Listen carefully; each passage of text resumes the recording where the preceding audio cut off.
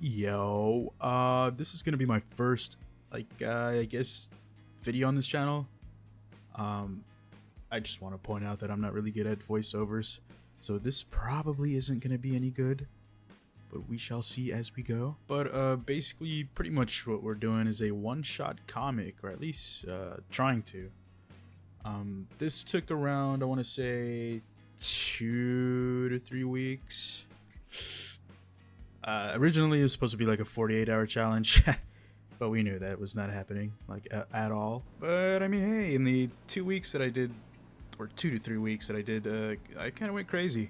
I actually was very inspired by this one video. I'll probably throw it up on the screen here, but yeah, this is what kind of inspired me to do this all, which is awesome. So yeah, big shout out to this person. Also, I'm so sorry for like sounding hella awkward. I'm just not a yapping machine. This is probably like the longest I've talked all day today. So there's that. Oh, also I wanted to say that I hope this video like inspires others as well. Like you don't even need to like be really good at art or writing or anything really. Just honestly start somewhere and just, keep going. You don't have to do something all in 1 week. Shoot, if it takes you like months, then I mean, it's fine. As long as you're happy with your end product, then I think all your hard work would like really matter and stuff. But yeah, just, I wanted to say that. Okay, here we have the Miller note that I used to, I guess, put everything together. This is called the 48-hour comic, but like I said, it took a little over 2 weeks. Nothing crazy. But anyways, let's get in here. I guess we can start with the panels.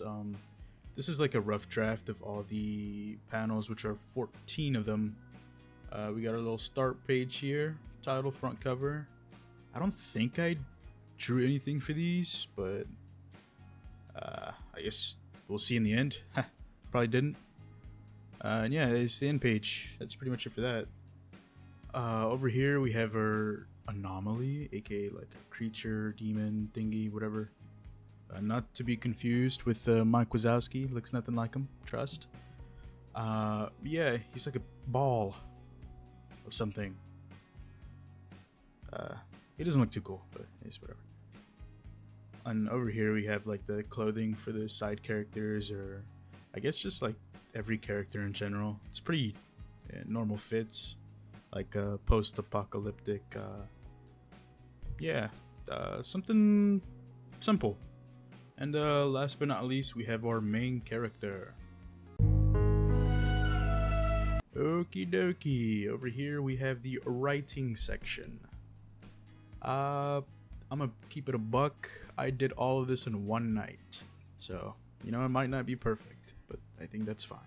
Also had one of my good friends, shout out Sel. She looked over this and what's it called? I think it's good to have people look over your work and critique it and stuff. I think that's healthy and just like a good way to know you're at and like that headspace. Okay, before we actually get started, I want to shout out my boy for doing the narration coming up. I'll go ahead and throw him up here. There you go. And yeah, with all that said, I hope you guys enjoy. Joran's stomach rumbles. The old man hears it and looks in the direction of Joran. The old man calls his partner to help check it out. Another old man driving the carriage asks what's going on. One of the carriage wheels hits a rock on the road, which makes Joran fall from behind some food crates. The old man in the back and the younger man both kick Joran out of the carriage. Joran lies on the road covered in mud. Joran approaches a large city gate where two men are on guard. One of the men greet Joran at the entrance and ask what his business is here in Yellow Keep.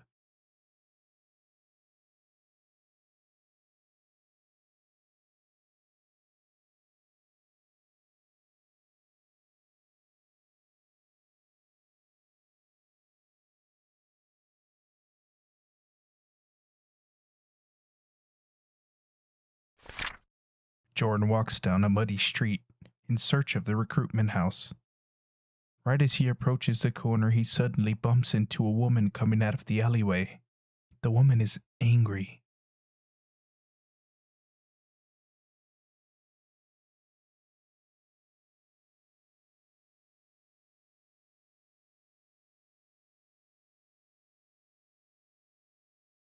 After he helps the woman pick up her things from the floor, he then continues with the woman's directions in mind. He sees the Yellow Keep recruitment house sign in the distance. Jordan looks up at the entrance sign. He then goes for the door handle. Upon entering, he's greeted with a line of people who all look to be waiting for their turn to speak with the front desk. After the line clears, a woman calls up Jordan to speak.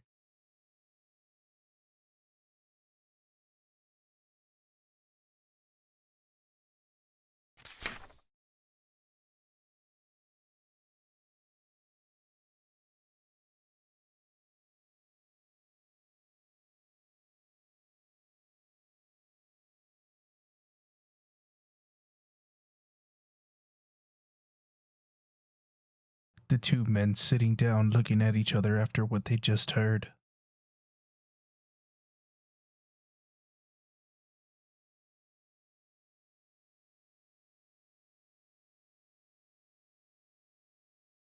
After some time talking it through, the woman finally gives up the location of the anomaly.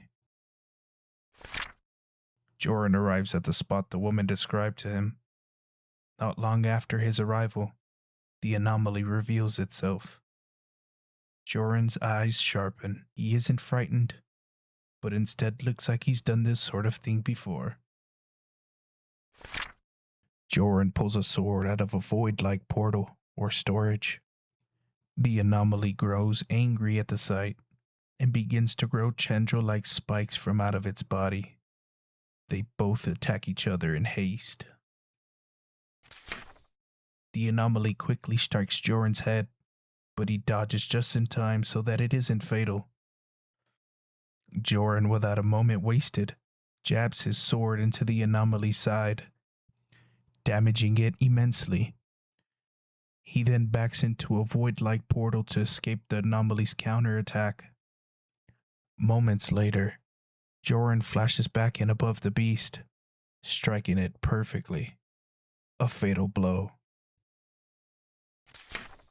Jordan's face starts to grow weird markings after slaying the beast.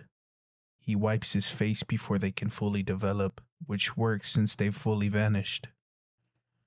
Jordan squats before the fallen creature, telling himself he should bring back proof, as anyone would. He takes a piece of the anomaly and holds it all the way back to the Yellow Keep's recruitment house.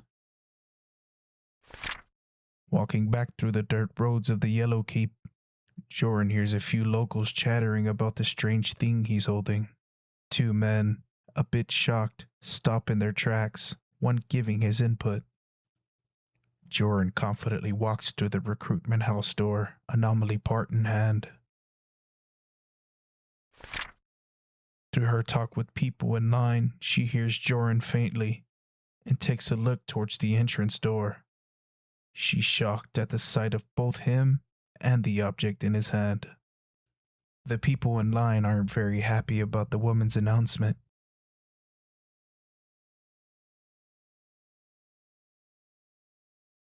Jordan now looks completely embarrassed. Jordan then walks up to a now empty desk and hands the part over to the front desk woman. She doesn't peep a word at first and looks shocked at what he just put in her hands. The two men from before are still sitting, hearing everything that's going on. They share a few words amongst each other.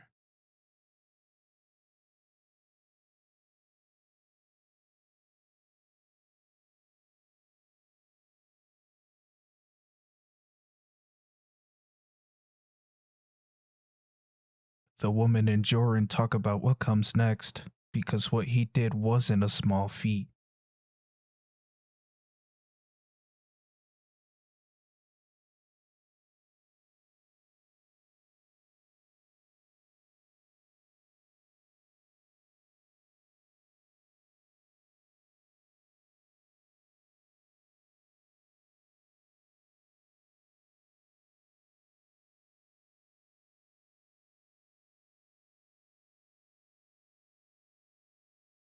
The woman pays Joran what he's owed, and Joran happily accepts the woman's offer: a 1-year Tier 3 hunter's contract and a possible place to call home.